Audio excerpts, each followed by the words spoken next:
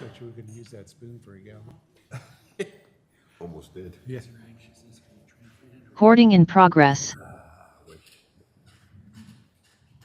ready to go. I suppose I should turn my mic on, huh?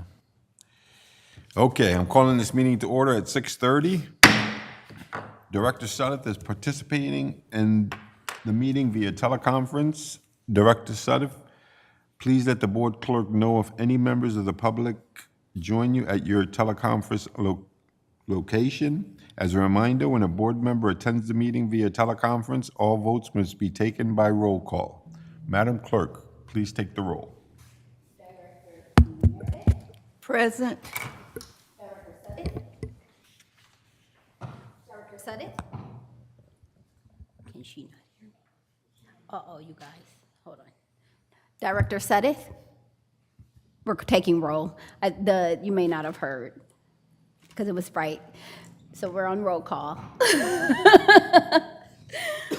Did she hear us? Present? Yes. Yes, thank you. Okay. Director Weiner? Present. Vice President Rentila? Here. And President Alvarado? Here. We have a quorum with 4 members present in the boardroom and 1 member participating remotely. Okay, thank you. Okay, please stand for the Pledge of Allegiance. As you may observe, a moment of silence if you prefer seated or standing, and I'm going to ask Vice President Rentila to lead us. I pledge allegiance to the flag of the United States of America and to the republic for which it stands, one nation, under God, indivisible, with liberty and justice for all. As soon as possible.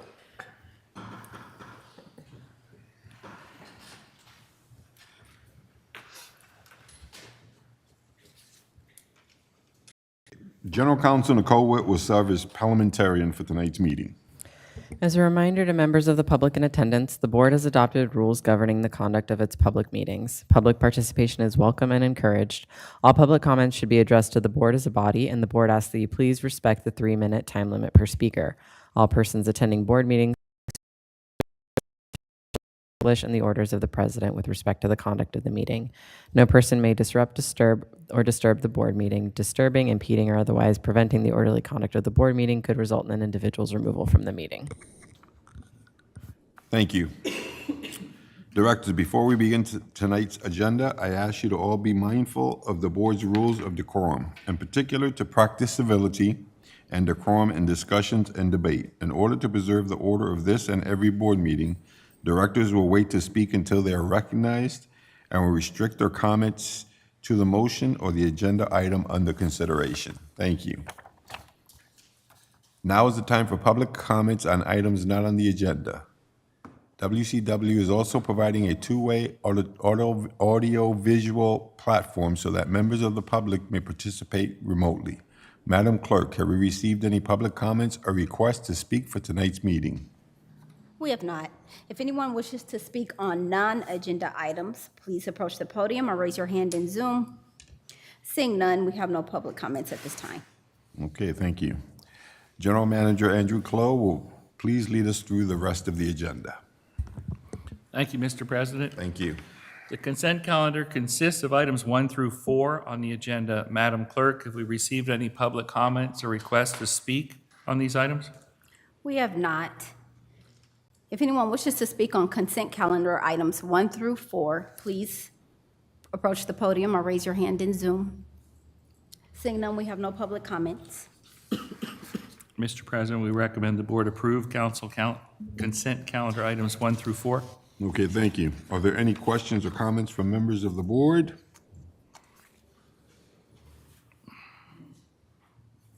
Seeing, okay. So then I would ask for a motion and a second and approval of consent calendar items 1 through 4. So moved. And I'll second. Okay. The item's been moved and properly seconded. Please take the roll. On the motion by Director Weiner and seconded by Director King Meredith to approve consent calendar items 1 through 4, Director King Meredith, Yes. Director Sudduth,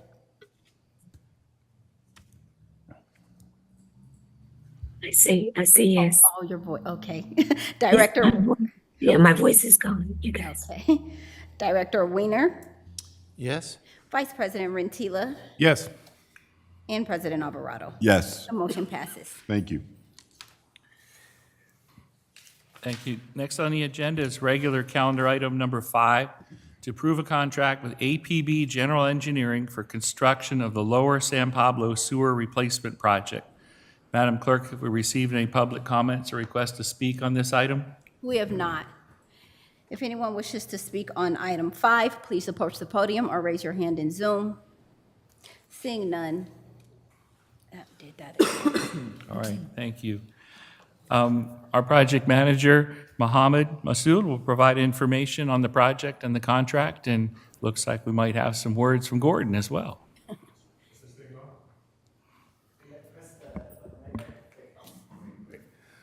Good evening, Board of Directors. Gordon Times, the Acting Infrastructure and Planning Director. And we actually have the next 2 items. Of course, the Lower San Pablo Pipe Replacement Project, which is designed to increase capacity and resilience in the collection system. And then we're going to have Judy Chen come up. She's got the next item on the, what's the resilience?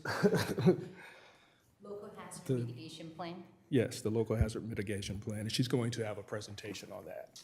Okay, so Mohammed was informed that this was going to be a consent item, and you guys all, of course, have read the staff report. And so with that being said, he doesn't really have a formal presentation, but he is here to answer any questions or anything that you may have about the item. And with that, I'll just ask you if there's any questions. Okay, any questions from the board? We'll start with Director Weiner. No, I have no comments or questions. Okay, thank you. Director King Meredith? None at this time? Director Sadef? Can you just let us know the urgency behind this project? Yeah, sure. So this project is actually part of the sewer program, and was identified as part of the 2014 master plan. And we went out to the public, and we sent an invitation to bid, and we got 6 responses, and we evaluated them. The pipes in this area are like since the 1970s, so it's now time to have them replaced. Some of us were here in 1970. So you're trying to say the pipes are old? Is that what you're trying to say, Mommy? That's exactly what we're saying. But we're only saying the pipes are old. Okay, yeah. Some of us we were very small, but we were here. Yeah. Okay, that's the President Alvarado. Thank you. Vice President Rentila? Yeah, my only question is, I'm just curious, how long did it take for this process to get here? So the project was under design by BKF engineers, and it took around 16 months to be completed. And then once the design was completed, that was part of the SRF package, which included as well El Sobrante, San Pablo, and I believe the 4th project was, so it's San Pablo, Lower San Pablo, El Sobrante, and there was one 4th project involved. So it took around 14 months to have this design project completed, and then we went into bidding. It took us 8 weeks to have the bids back, and then we drafted the staff report to obtain the approval. Thank you. So we are talking about maybe 16 months for this specific project. Thank you. You're welcome. Okay, and I have no questions. So seeing no further questions or comments, I'll ask for a motion and a second for this item, please.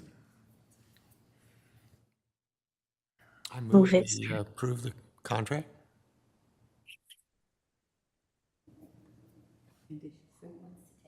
It was a tie.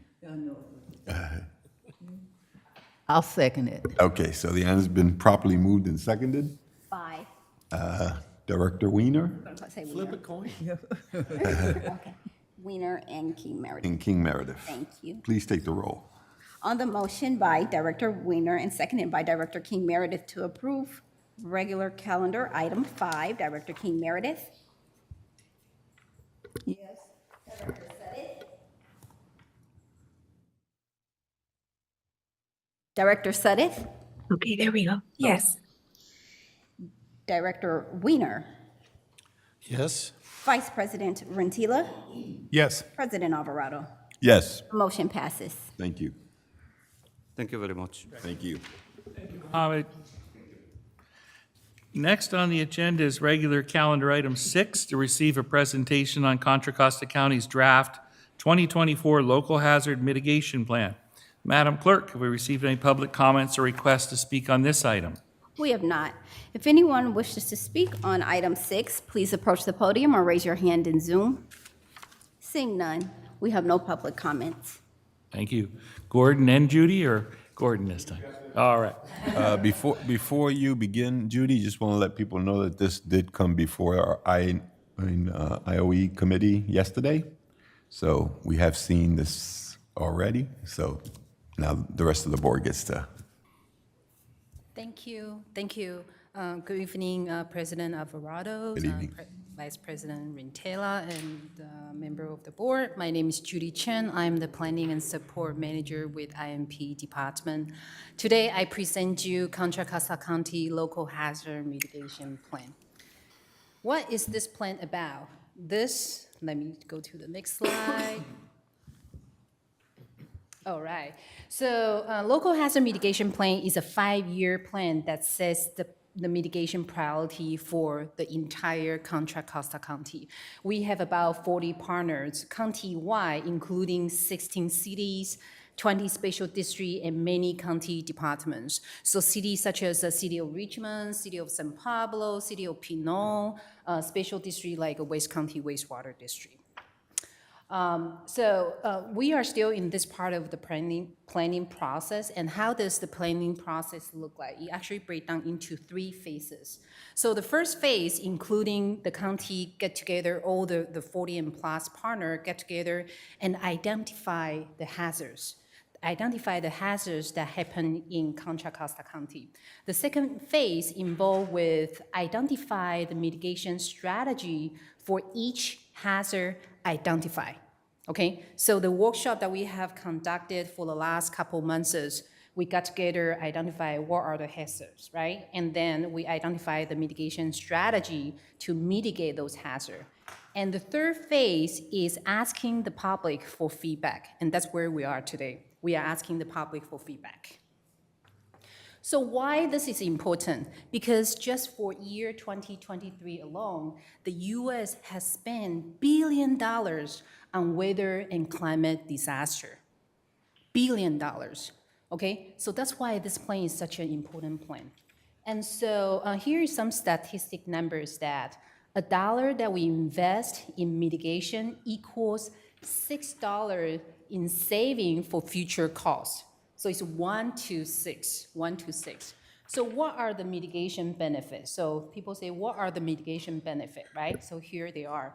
So we can preserve and protect human life, ensure the continuity of government and businesses, partnership with interagency coordination and to the response, awareness and preparedness. And last but not least, it will allow West County wastewater to be eligible for certain type of federal grant funding. Now, county as a whole, we identify 21 hazards, 21 including natural hazards, human caused, and technological hazards. If you look at the trifold that I present on your desk, the county as a whole, in addition to this 21 hazards, we have ranked top 3. And they are earthquake, wildfire, and landslide. Those are the top 3. So earthquake, wildfire, and landslide. So what should we do? How do we prepare for disasters, right? How should we prepare for disaster? So first of all, learn what are the disasters. Learn what are the hazards. Second, make a kit. So make sure that we prepare the kids, not just the member of your household, but include the pet. Okay, so we have put it there that each pet and member of your household should have a kit. Okay, practice your plan at least twice a year. Talk about the plan with your household, right? So for instance, I always talk to my family member. My family member work in the city. I always tell them that if earthquake strikes or the bridge goes down, text me, let me know where you are, and I'm gonna come and get you, okay? So talk about it at least twice a year. Now, how do the general public get involved in this part of the process? Read the plan. So where are the plans, right? So everyone can pull out the phone, turn on their camera, and pointing at the QR code and click on it. It will bring the user to the Contra Costa County website.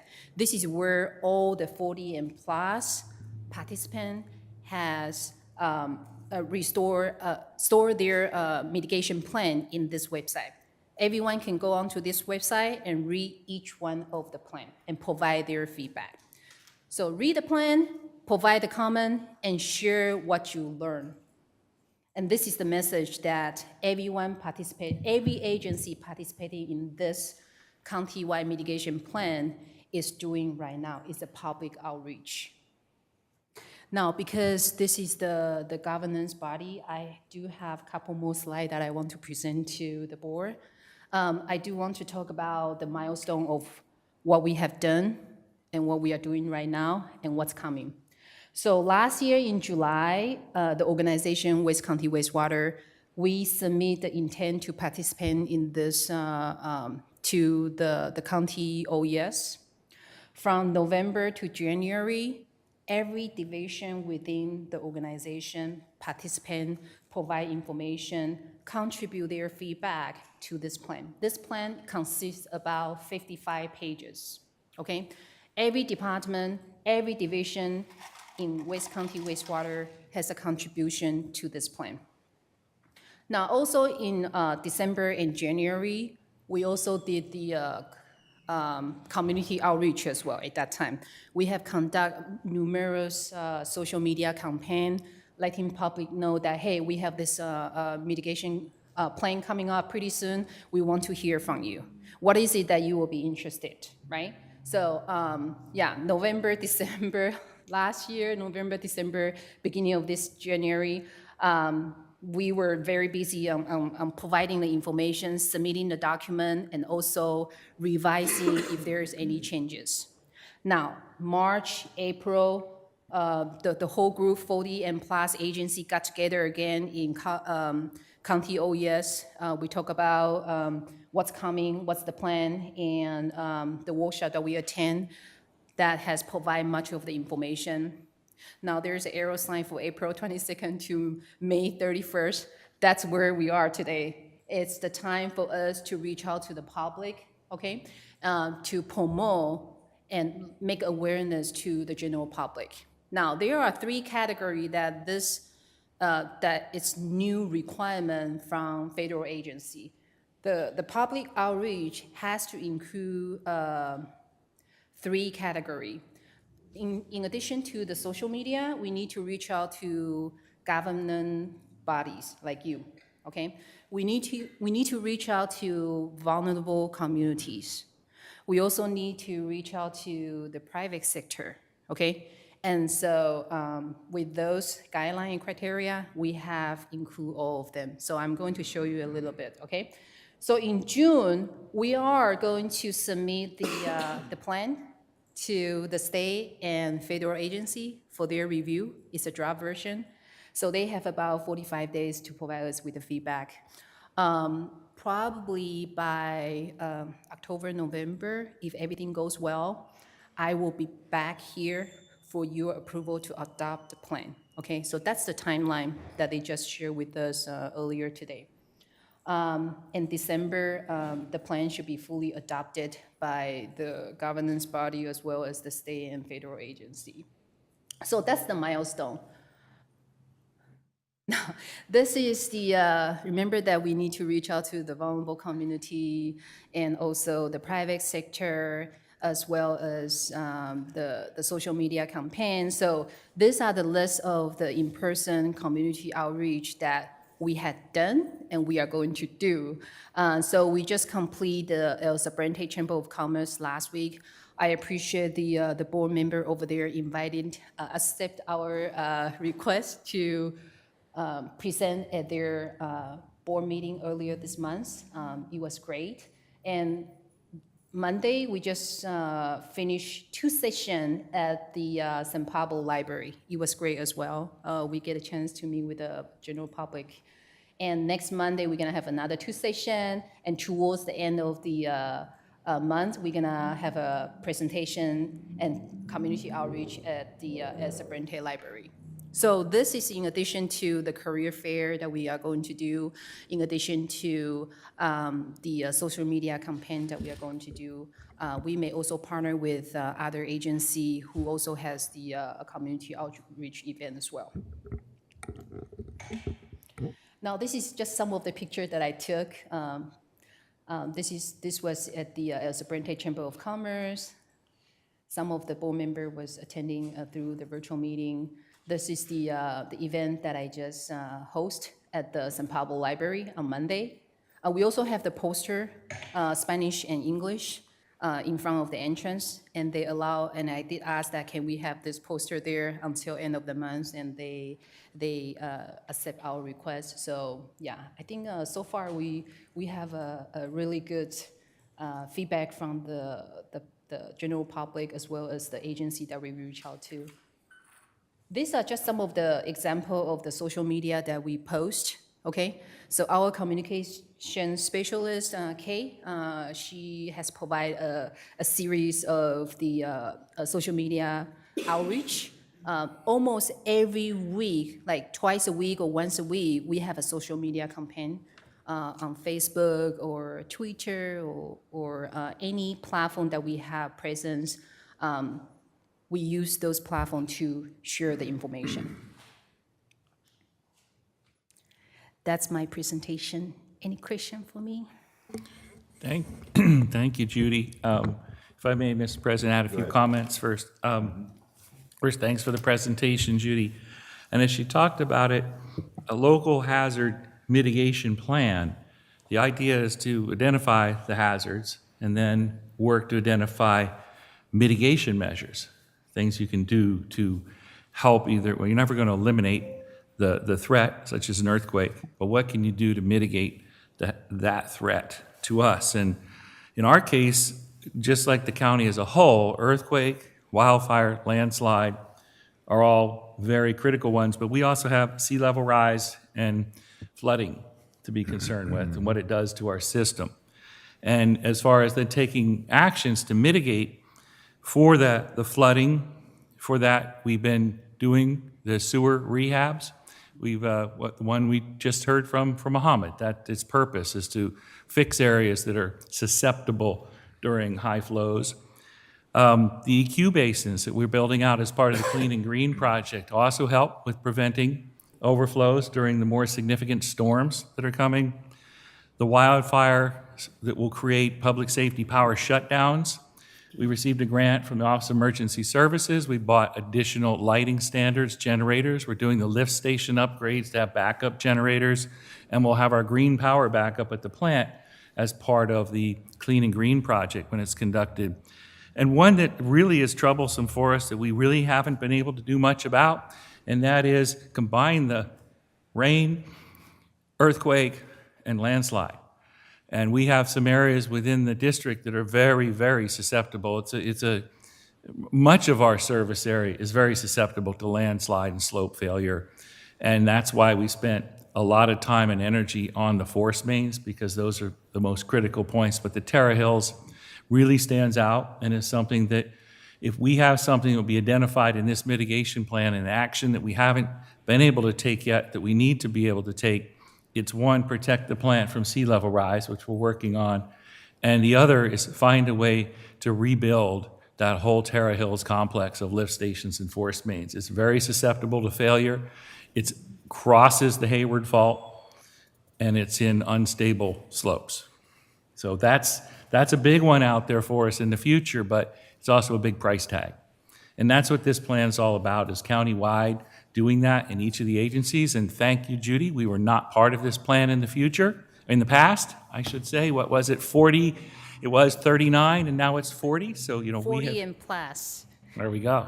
So it's very important to us because we would also not be eligible to receive Army Corps of Engineer funding because we wouldn't have met FEMA standards, and one FEMA standard is be a part of a local hazard mitigation plan. So it's another piece of the puzzle that we have to have in place to be able to do the work that we want to do down at the plant. Thank you, Judy. Thank you, General Manager. Okay, well, there's no action required by the board on this item, but I do want to see if board members have questions or comments. Director Weiner? Thank you, Mr. President. I did read something that surprised me that I never realized we did. We treat large volumes of stormwater from ponds at Chevron Refinery. Is that? This is true, and I'm looking for Aaron who could describe. Yes, as part of it, it's a permitted industrial discharge, essentially, that comes from some stormwater runoff at the Chevron facility that then comes to our facility and we treat it. So we have a dedicated pipe that runs to our facility? There is a direct connection to our system, just like everybody's house in direct connection to their toilet. There is a connection to Chevron to collect that, yes. And do we process it differently? No. It's just part of our inflow? Exactly. Okay. And it just has to be, we just like any other industrial or commercial discharge, it is subject to the same, sampling requirements, inspections, understanding what the load is, et cetera. And there's a regular coordination practically every day back and forth, especially during wet weather with them from an operations standpoint. And here's Aaron. Aaron, we're talking about the water we receive from Chevron, from their stormwater. So I think I answered most of the questions. We'll see if there's any more, because the depth of my knowledge is just about to be exceeded. If there are any other questions. So I just have one from what you said. So do we require that the Chevron do some quality assurance of that water? You're talking about their stormwater, is that Yeah. what we're talking about here? Yes, they have a very strict routine of analytical that they are continually doing every week and providing us that information. And we work with them.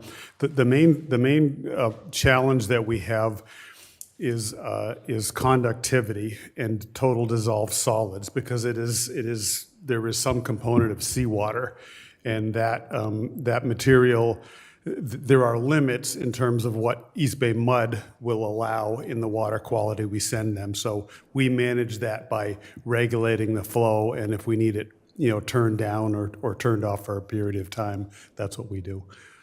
Yeah, I learned something today, or actually reading this report, so. It is very beneficial to us to the extent that it's giving us additional water for East Bay mud, so. I see. And then, that was one surprise. And then I had a comment on the report. We have all these blocks at the end of different mitigations, and I was wondering, are they sorted in a particular order, or are they just haphazardly in that order? Thank you, Director Renner. So no, they are not in a particular order. We just happen to put the project information up there because those are considered as a mitigation plan. Yeah. Maybe sort them by risk or sort them by date? I'll definitely take a look at that, and I'll come back to you. Because I was looking to try to understand if there was some order involved that was giving me some information as well. Sure, yeah. There wasn't any particular in order. Yeah. Okay. It's what it appeared to be, but after I looked at it a lot. Thank you very much. The report was very interesting. Thanks. Thank you. Thank you, Director Weiner. Director King Meredith, questions, comments? Just, thank you for the report. It was very, very good and very, for me to be just, getting acquainted with everything that has been in place and what the plan is for the 10 years and so forth. I was just really, really enlightened of what the work that are going to be done and looking at into the future for what West County Wastewater is going to do. My question was, it might be a comment, but it's a question also, is your community development block grant and how that is going to be, what is the timeline on that block grant and what is probably the amount of monies that we're looking for in order to look at the capital gain for this project itself? I don't have the answer right now, but I can come back to you and provide you with more information on that. Okay, because I know we're looking for funding to do a lot of our, a lot of our projects, and I see that we do have a block grant that is, is part of this, and just to see what type of monies we're looking at to offset. Sure. And when you're talking about projects, what types of projects are you referring to? Ones here at this agency? At this agency, yes. Okay. Yes, Yeah, yes. we'll get the information back, but I don't think there's going to be funding from that block grant for any project specific to our agency. It's going to be more things that the county is doing and probably focused more at the community level and where the needs are there as opposed to agencies themselves. That's going to be my guess, but we're going to come back with more detail on that. But we're not expecting any direct funding from this plan at all. We're rather very happy that we're able to piggyback and become an annex on a plan that the county is doing the lion's share of the work on. It puts us in a good position, but there won't be any funding directly for us. But we will find out what that block grant funding is going to be used for. Okay. Well, and I'll report back. And just so you know that the plan, the 55 pages plan that belongs to West County Wastewater District, I will say like 98% is contributed by the member of our staff, and there are probably like 2% or 5% is coming from the county. For instance, those statistic numbers, those are provided by the county. So yeah, I just want to provide you with that information. Okay, thank you. Thank you, Director King Meredith. Vice President Rentila, question? I'm sorry, Director Sadif, I'm sorry. Very similar to the question from Director King Meredith is, I would like to know, I'm presuming that the information listed on table 10 about the expected annual specific to the agency, is that correct?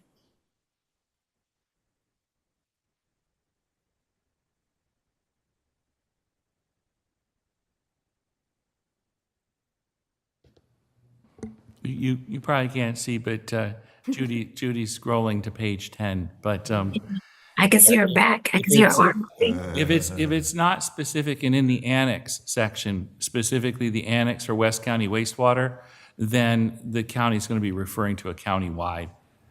But you're going to verify that here in a moment, I think. I will. I will come back to you and come with the information. Okay, because I understand the county's hazard mitigation plan. I actually was in on that meeting. I'm wondering, even if we include county level information, that our plan should include our regional, our district's regional information.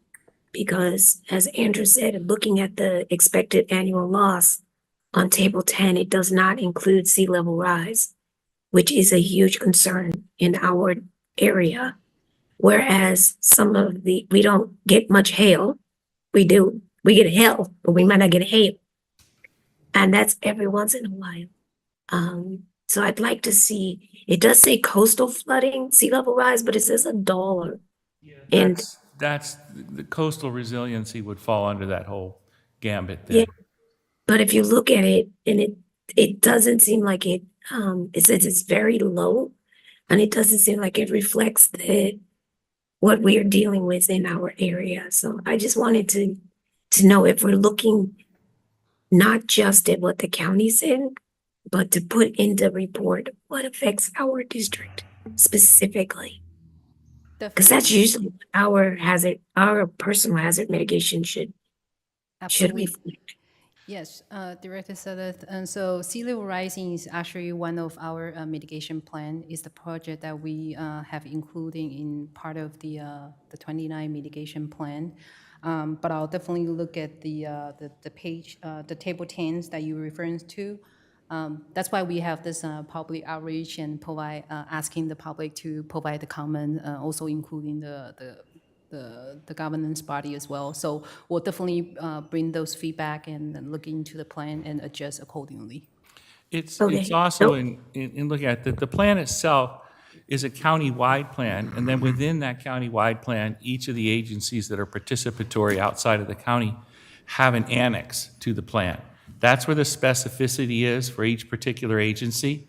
And as far as, yeah, you know, the numbers there, you'll also notice that they have it rated as a very low threat at this point. So it's really, it's a projection that's very broad, because the sea level rise, there's others for riverine flooding, et cetera, that'll address the climate change impacts we're seeing right now from increased intensity of storms. The sea level rise is going to be a problem, but it's slowly creeping up on us. So what I just heard yesterday was $250 billion is what we're looking at, a need for coastal resiliency just within the Bay Area itself. Yes. So those are the numbers that the regional, you know, the MTC and the Planning Coalition, et cetera, are looking at Bay-wide right now. Yes. I guess I'm looking at table 8 and I'm looking at table 10. And in table 8, you kind of delineated what WCW is facing, right? We can take like the dam and levee failure. And so in my very logical, analytic brain, I'm looking to see where the number, because there's no numbers associated with table 8, just information. So Yeah. it really should have some numbers for our area delineated as to how that affects us in our area. I guess that's what I was looking for in number 10, not just the county level, but our level. Well, what we could say, Justin, is the inundation of our treatment plant, it's, you know, right there is hundreds of millions of dollars if it becomes non-operational, you know, in the Exactly. future. That's, you know, and those kinds of numbers, again, they're going to be very, very rough numbers to put out there. And it's really something that we would need to generate to put in there. I don't believe we're going to see that generated by the county as part of this plan.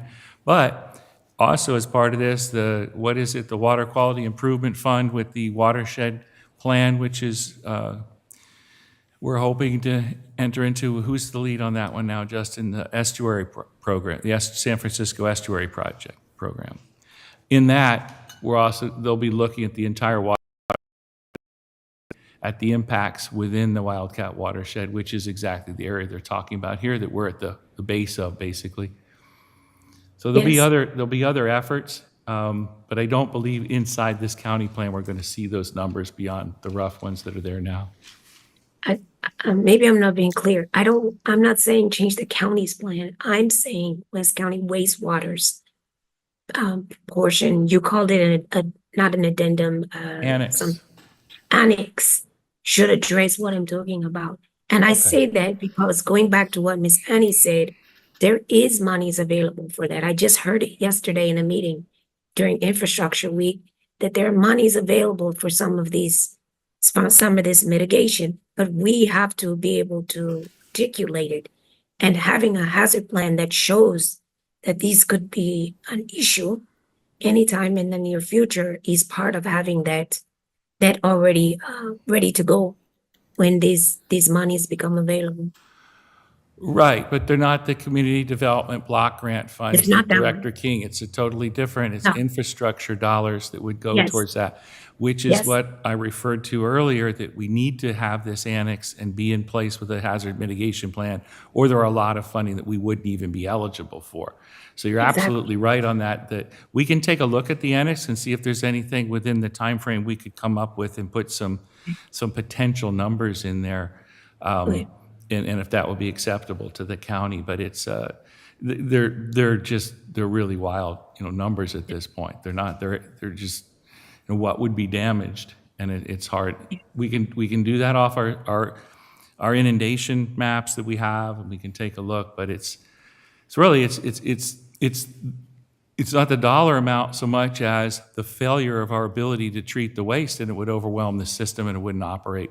And what we build at that point is going to be far more expensive than it will cost right now if we build the sea level and the coastal resiliency protections that we're trying to work on. I think that would be the biggest message that we could send with it, is the sooner you do these things, because $250 billion is quickly going to turn into $450 billion in the near term. I think that's what you just said is my point. That's what I wanted to see somewhere. Okay. That the whole purpose of a mitigation plan is to keep us from having to go into that discussion of 400 million versus 200 million. It is preventative, right?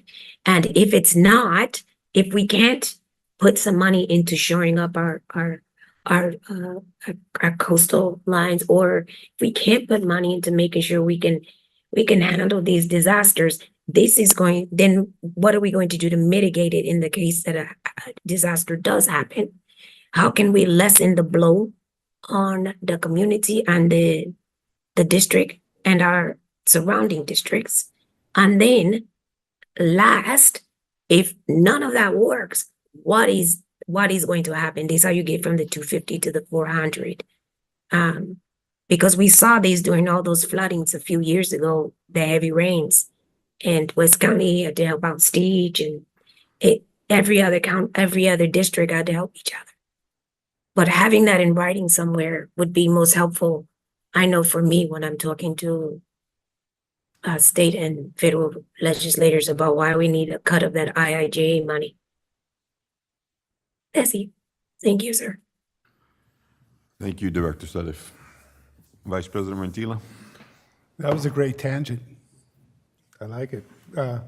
So I had a couple of questions. Let's see. I'm glad to hear, and I'm sure the public's glad to hear that we won't be dependent on PG&E, that we have our own in the event of a catastrophic event. Also, we spoke yesterday. You did a presentation yesterday, and I had asked about the city of Richmond, if it had been included in the discussions, and if you care to elaborate on that. Sir, yes. Yesterday at IOE committee, you asked if City of Richmond is part of the plan. Yes, they are. So City of Richmond, City of San Pablo, City of Pinot, who is in our jurisdiction, yeah, they are all part of this plan. I also reached out to their director of community planning and also their emergency services manager. They have responded to my inquiry, and I was asking them, hey, what are you up to with the outreach program? And yeah, they have shared with me with some of the outreach that they are going to do or what they have done. So yeah, and I also, yeah, so they have been proactively participating in this outreach event as well. And there is one thing I want to mention is that, so there are multiple new requirements from the FAA agency is that, so we have, this plan has 40 and plus partners, right, within the Contra Costa County. So the requirement is that if any of one agency fail to do a community outreach, the whole plan will be denied by the FAA agency. So we are doing our part to fulfill that requirement, and I'm sure that other agencies are doing their parts as well. And with this conversation about catastrophic events, it just, my mind goes to insurance. And I guess we could save that discussion for a later date, but I've always been curious as to whether we're insured for what we're paying for, or like, for example, what Director Suddet said, to 280 million or 480 million in the event of a catastrophic event.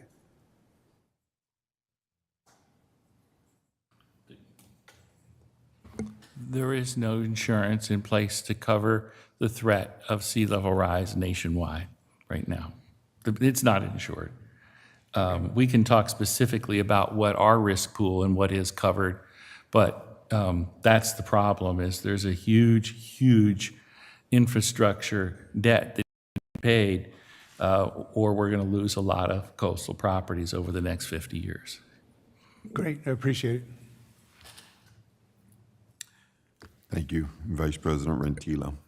I have no questions. I've heard this quite a few times. So thank you very much. We appreciate your efforts, and Thank you. thank you. Next item. Thank you. Next item on the agenda is regular calendar item 7, to approve the formation of a limited purpose committee to evaluate and recommend a consultant for the strategic plan update and approve the appointment of committee members. Madam Clerk, have we received any public comments? We have not. If anyone wishes to speak on item 7, please approach the podium or raise your hand in Zoom. Seeing none, we have no public comments.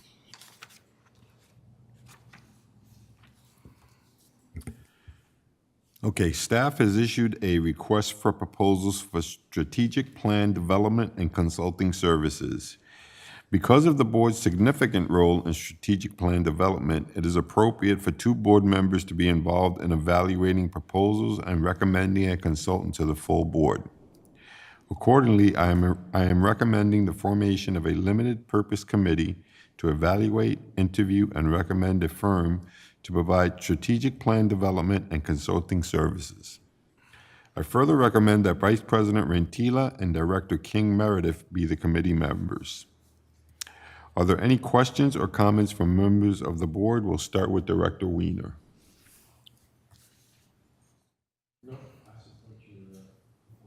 Thank you. Director King Meredith?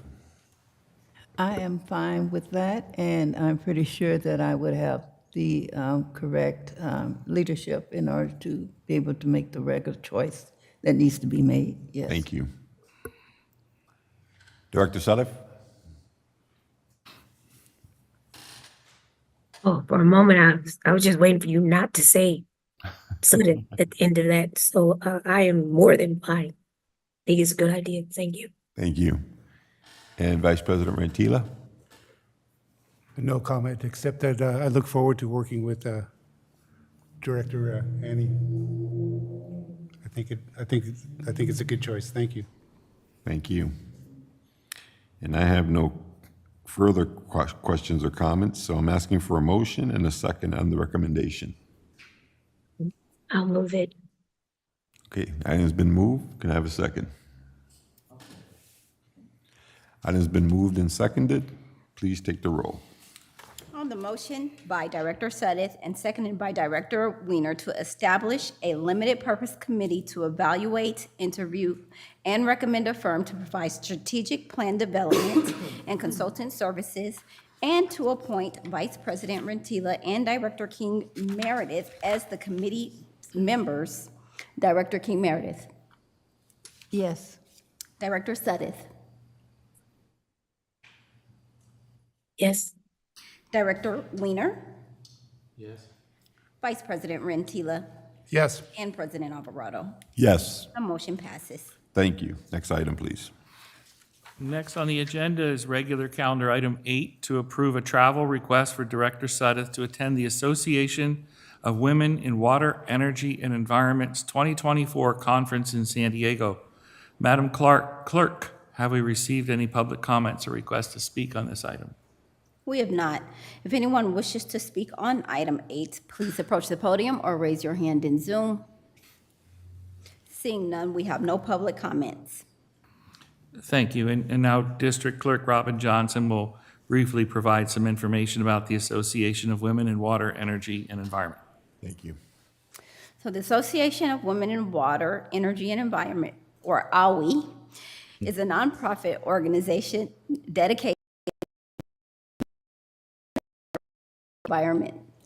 AWE's education events expand knowledge, build leadership skills, and showcases the success of women in the mentioned industries, as well as provides opportunities to make valuable connections. Nothing further. Thank you.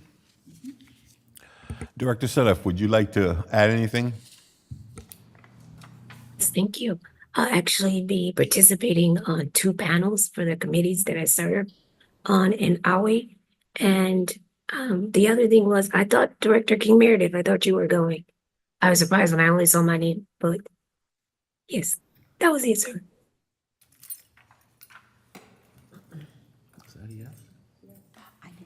I didn't know that.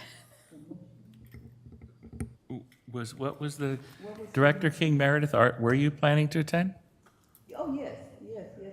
Oh, Okay.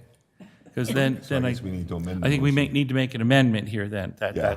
That's what Director yes, Suddeth was yes, driving yes. at. I'm sorry. I know we had talked about it, and I was like, oh, okay. I thought I was supposed to be a part of this. Yes.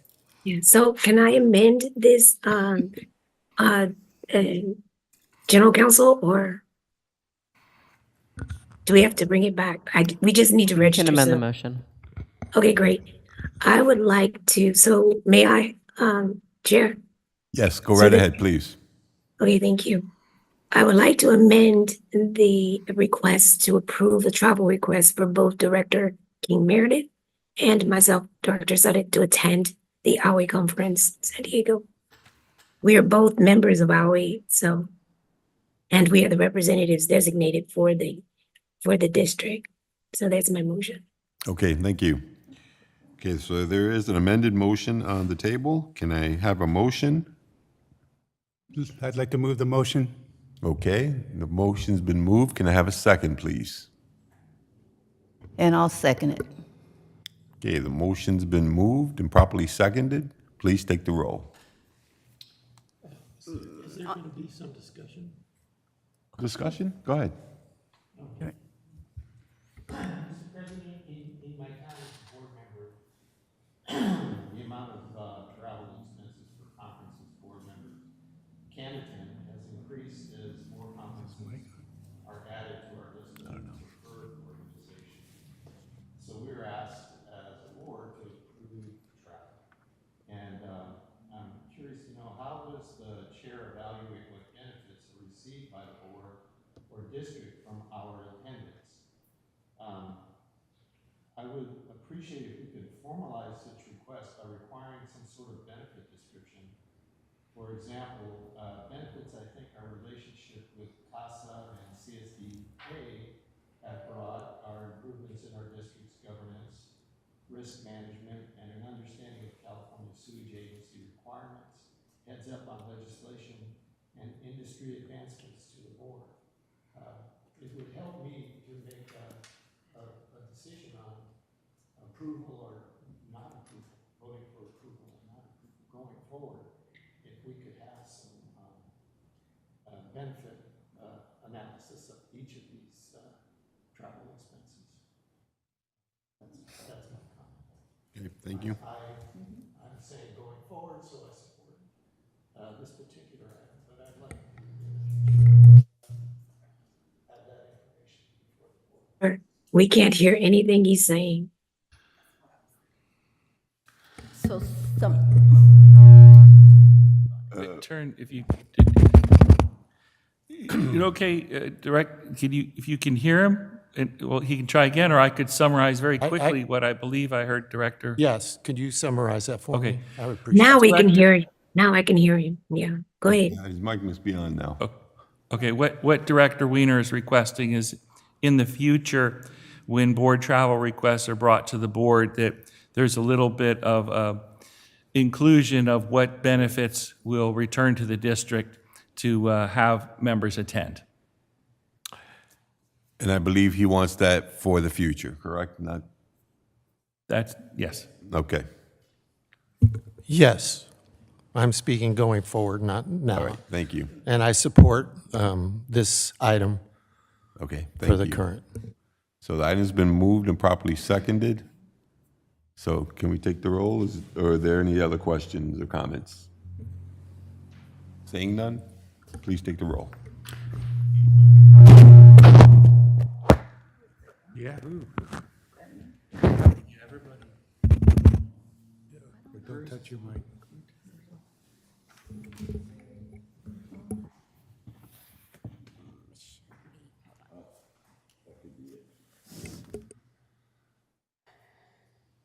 That seems better.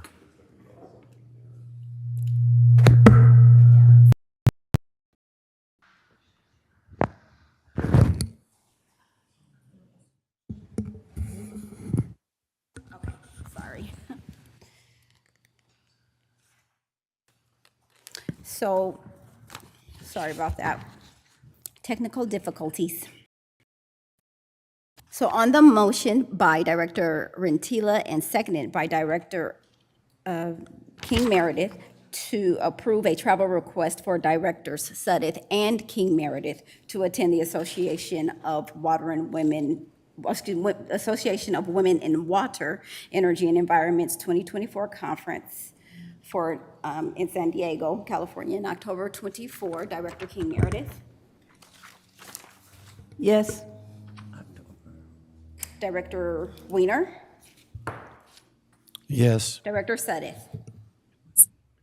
Vice President Rentila. Yes. And President Alvarado. Yes. The motion passes. Thank you. Next item. Next on the agenda is other business, item 9, which includes receiving the April 2024 check register and quarterly investment report for the quarter ending March 31st, 2024. Madam Clerk, have we received any public comments or requests to speak on this item? We have not. If anyone wishes to speak on this item, please approach the podium or raise your hand in Zoom. Seeing none, we have no public comments. Thank you. We have staff available to answer questions about the check register and quarterly investment reports if the board members have any. But we also have District Clerk Robin Johnson here to share her experience from the inaugural California African American Water Education Foundation convening. Okay, why don't we let Robin do hers first, and then I'll ask questions on the check register. Okay. So on May 7th, I and 4 other staff members attended the inaugural California African American Water Education Foundation, or CalWEF's, convening in Sacramento. So that was the first convening of the organization. And just for the public, I know you guys are aware by now, but CalWEF is a nonprofit organization whose mission is to catalyze deeper investments in water systems that serve, employ, and conduct business with Black Californians. And additionally, CalWEF promotes and supports efforts to develop water professionals through training, leadership, and mentorship programs. So the convening focused on professional development and advancement of water professionals, as well as the matters of diversity, equity, and inclusion. The panel included general managers from Water Replenishment District and Castro Valley Sanitary District, and board members from West Valley Water District and West County Wastewater District, our own Director Suddeth.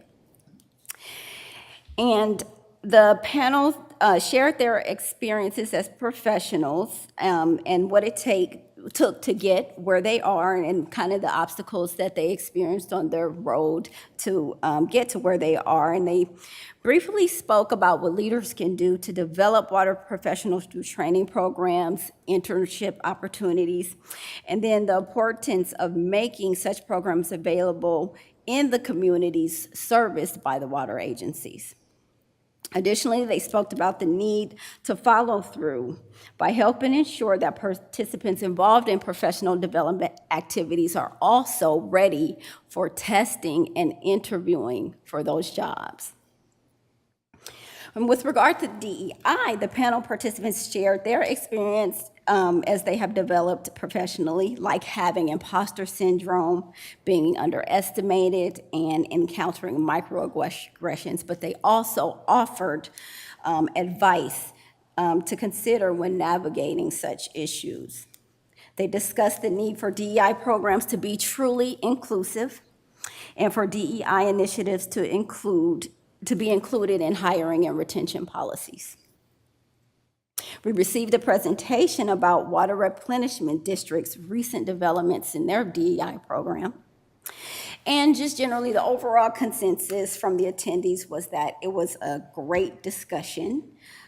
that it would be beneficial for other members in the agency to attend when they have other events, convenings, because it was a great opportunity. And that the convening does warrant more time because the topics are that, the format as well as the topics are very engaging. So, Lakima, did you want to add anything?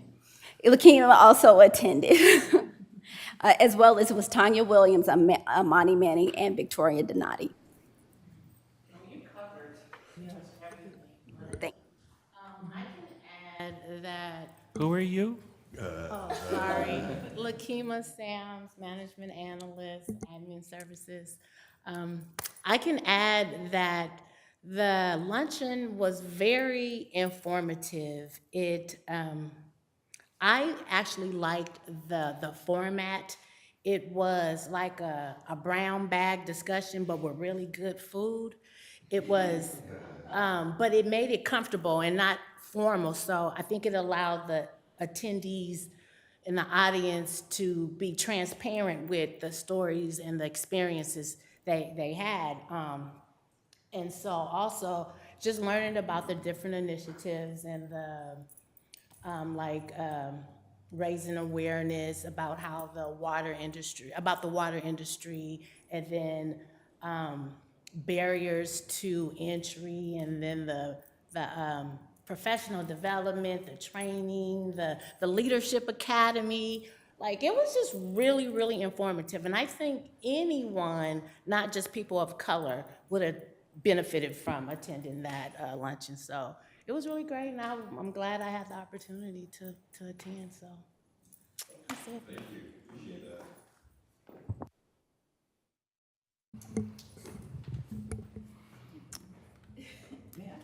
Go right ahead. I didn't know if I was supposed to say, may I? It was, and just chiming in from our two staffs that was there, it was wonderful to have the staff there. And it was just, as the information flyer went out, as it stated, to raise your IQ in water, and it did that. It was exceptional. It was one of the best conferences, short, limited conference of time that I had ever attended, and it was well spent. The energy was there. Everybody was transparent, believe it or not. They shared, they were comfortable, and they were there to see what they could get out of that conference, and it delivered. I think, and this is me, and I can speak for others, it was too short of time. It was too much that people wanted to say, and to have the panelists to more or less fulfill their questions or their answers, and to feed them with more information. It was highly professional, and I would like to attend again, and I would like for us to be a part of this as an ongoing. Thank you so very much. Thank you. Anything further? Okay, thank you very much. Oh, Director Salif, sorry. Okay. I'm hearing all this for the first time, so I didn't pay anybody to say it, just so you know. But yeah, I feel really good about the way we were able to fulfill the mission when it came to putting this on. And for those of you who weren't there, the room was full. It was capacity of 60, but it was full, and it was very diverse. It was a diverse room. And we kept getting people coming up to say, I've never been in a space. I'm going to use one woman's quote who said, I appreciate you inviting us in for somebody who's not Black, so that we can see what we don't get to see and hear. Such a very frank discussion of the issues that Black and brown people face in these industries where they are not predominant. And to be in a predominantly brown space like that, a Black space like that, and to be invited in so that you can hear the conversation. If you've ever been in a barbershop and you just sat there and you just listened and you didn't participate, it's sort of like that. It was a good conversation, but it was at different levels. And it wasn't, the goal was not to finger point or to make anybody a bad person, but was to have a really good conversation. And I think we achieved that. And we're looking forward to participating more at CASA. Something very similar. So we appreciate Aqua's support and the board support. And it was especially good to see the staff there. And the staff didn't just come and sit down, they actually participated. So appreciate that as well. Thanks. Thank you. Okay, do we have any questions regarding the check register? Comments, questions, Director Weiner? I have none. I have no questions. Thank you. Director King Meredith? I have none also. Thank you. Director Salif? No, sir. Thank you. Vice President Rentila? None, thank you. Thank you, and I have no questions. Next item, please. Thank you, Mr. President. I just have a few more comments under this item, and that is last week on Friday, I attended the California Utilities Emergency Association and gave a presentation to that group. Basically, it was telling our story of resilience. You know, what we've done with this organization from an organization standpoint and an infrastructure standpoint, and where we're going and trying to go to create the coastal sea level rise resilience. And it was to the Utilities Emergency Association, of which we are a member, but primarily the active people within that are the PG&E and SMUD and San Diego Gas and Electric, the grid, manager of the grid, et cetera. So it was an interesting group to talk to and get some feedback from. Next week, Justin and I, along with Director King Meredith, will be attending the California Special District Association Legislative Days in Sacramento. And this Saturday, there's a career fair, I believe, somewhere around here that maybe Director Rentila will tell us about in a moment. And next week is Public Works Week, and we have an event here at CSO. I don't know, Gordon, I meant to ask if you wanted to say anything about that, what's going to be happening on the 22nd at 11:30, and I'd appreciate that if you say something. I think a few of the board members have expressed interest and plan to attend. Yeah, no worries. Again, Gordon Times, Acting Infrastructure and Planning Director.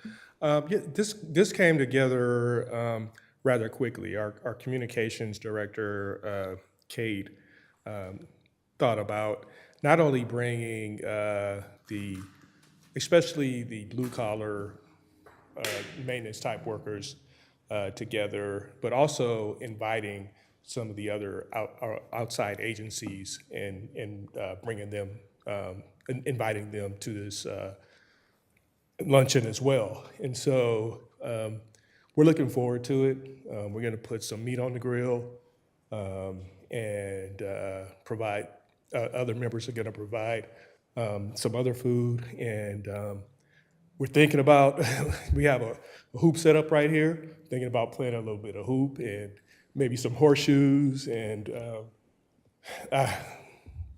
it's going to be a fun event. And so you're welcome to join us, and look forward to it.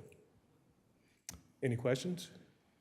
Thanks, Gordon. There's going to be no aggressive defense out there on the hoops, right? It's like yeah. As a matter of fact, and... we're thinking about like cutting it back to horse, right? Okay, you know, exactly. So, yeah, we don't want anybody getting hurt or anything like that. We want to keep it real light, and you know, we do have some guys that used to play high school basketball that, you know, that attitude might pop back up, and you know, we don't. That's right. Like you said, we don't want anyone to get hurt. So yeah, we're gonna have a good time with it, but we're gonna be doing a little bit of learning about Public Works Week also. So. And we invited a couple of outside agencies to join us. Yes, we did. Yes, we did. We invited Stige, and we invited the city of San Pablo to come and join us. And we're planning on between 80 to 90 people. So it's gonna be a fun event. Like I said, I mean, it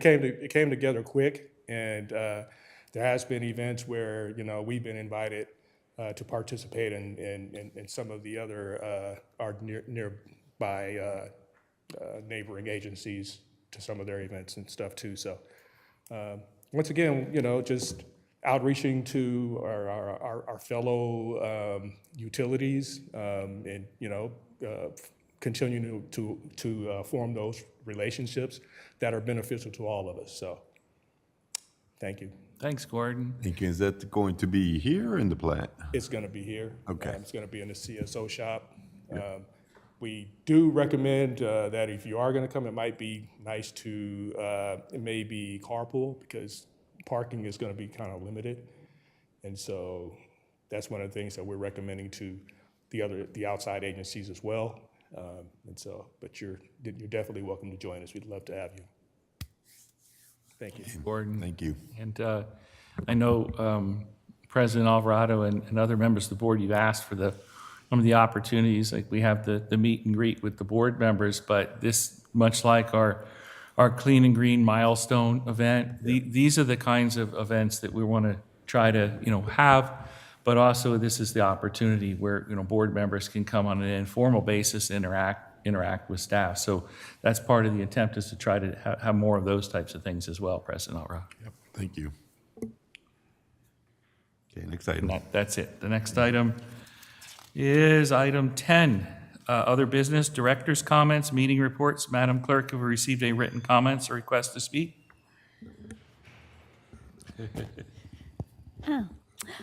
We have not. If anyone wishes to speak on this item, please approach the podium or raise your hand in Zoom. Seeing none, we have no public comments. Okay, thank you. Okay, as a reminder, directors will report on meetings they attended for which they are seeking reimbursement or compensation from WCW and other matters within the subject matter jurisdiction of the agency. We'll begin with Director Weiner. Thank you, Mr. President. I attended the Contra Costa County Board of Supervisors meeting yesterday, and I also wanted to mention that there's been a settlement, and I have, it'll be a roundabout way of getting to something that's directly related to the district. There's been a settlement with the opiate distribution, the people who distributed opiates that caused so much damage. And there were billions of dollars in fines, and those fines are meant to go to public health. But as part of the spending that has been recorded so far, it's over 3 years, tens of billions. And so everybody's trying to get into the act, and there's a particular company that had a product that you put your pills in, and it has activated charcoal, and the pills will be dissolved and they won't be harmful. So you can throw them away. But the person who was talking about it said, why spend the money when you can just flush it down the toilet as recommended by the EPA?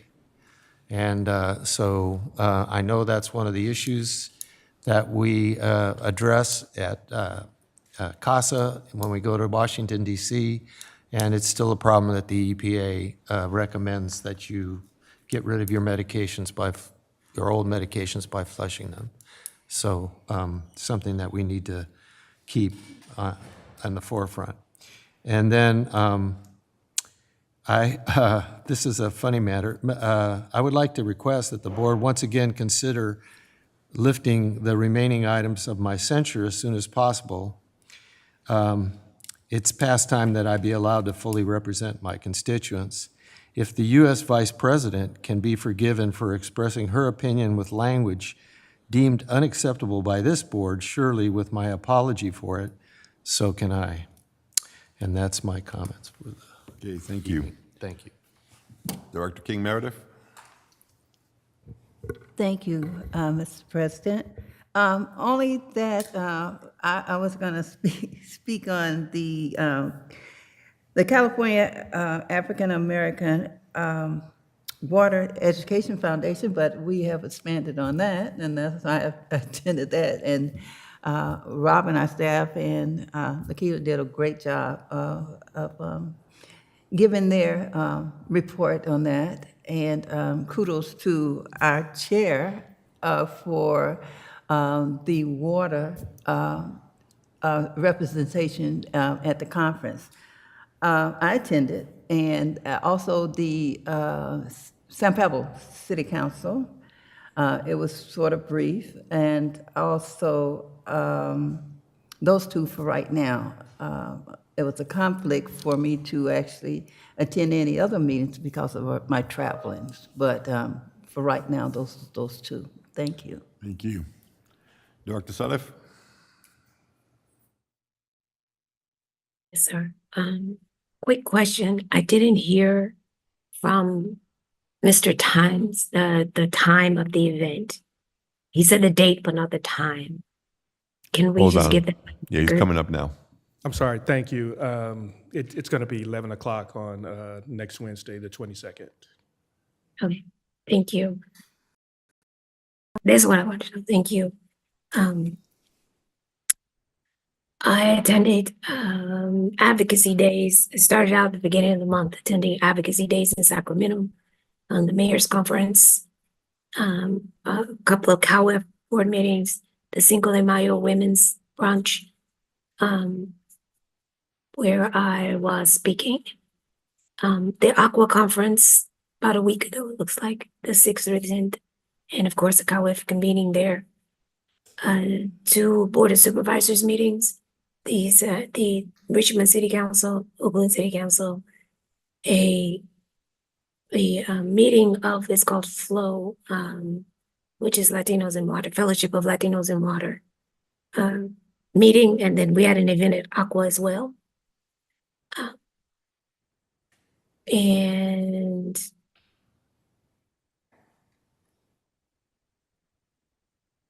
an event with in Sacramento with the California Black Legislative Caucus, speaking about infrastructure, climate, and resilience. And I think, what's today's date? Oh, and now Infrastructure Week. I forgot where I am, which is going to Director Weir's point earlier. I can make sure that I provide these, but since most of the legislators themselves are out, they're on recess this week. We did get to meet with some who are in town, but most of the staff. I want to make, and so I've been invited back, and I'm hoping that that's a time when it's convenient for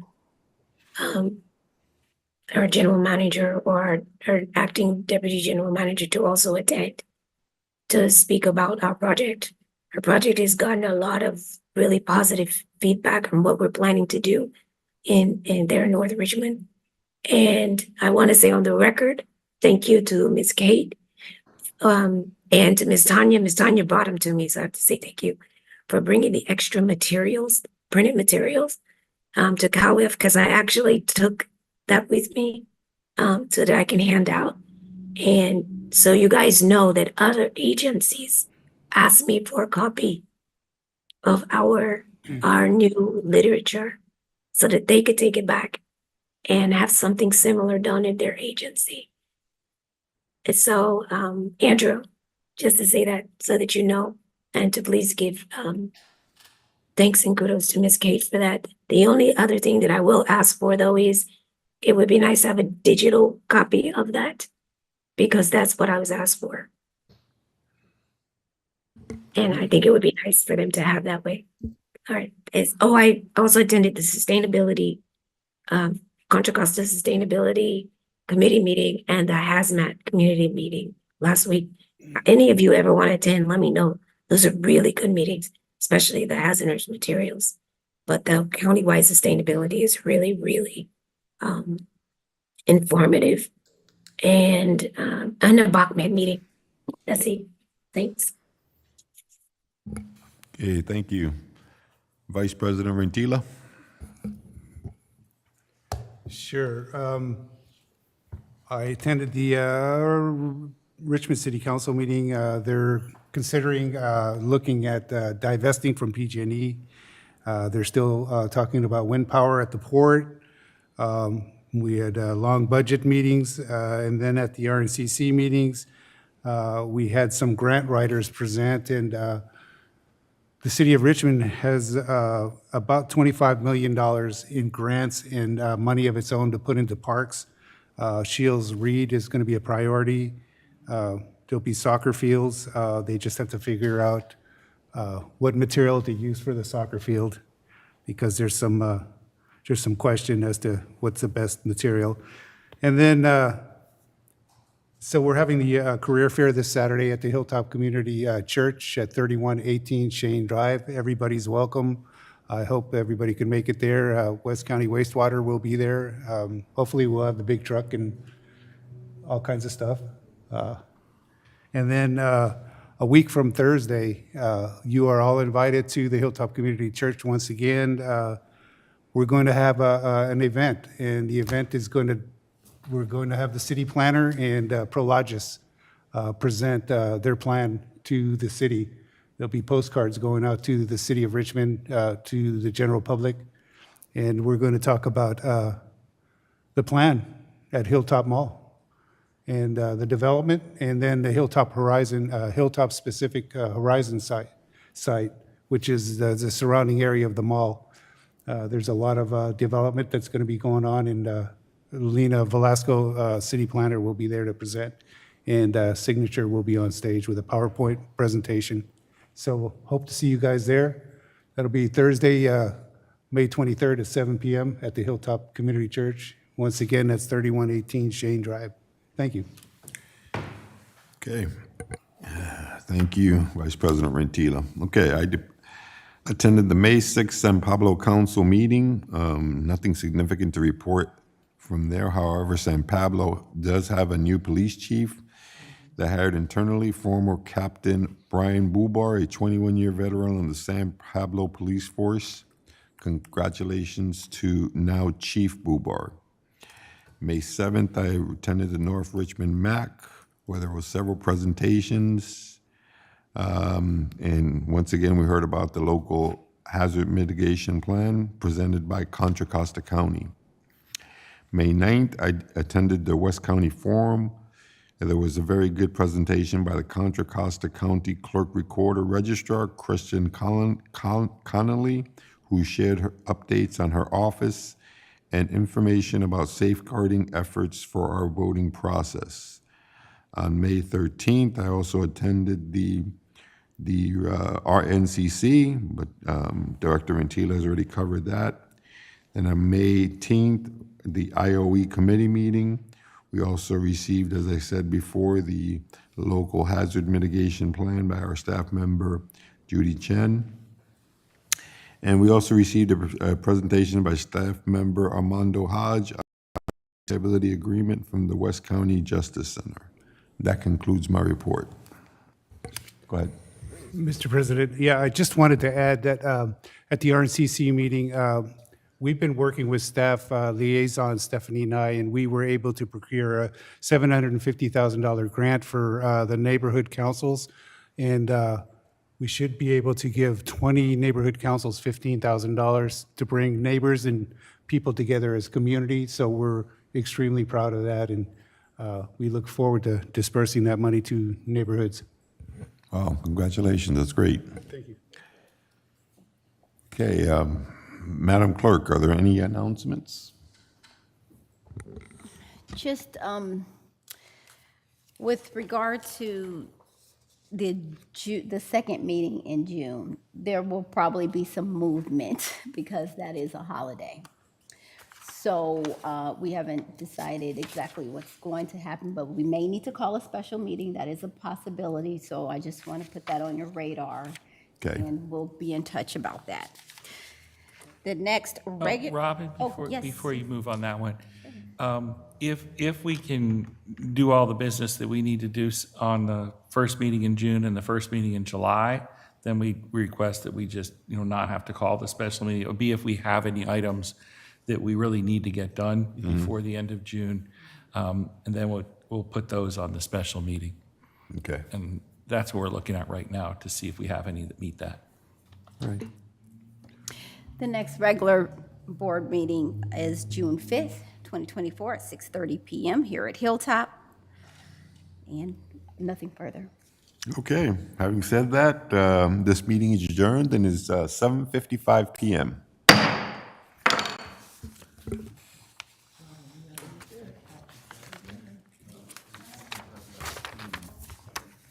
Hot night, hot night, hot night.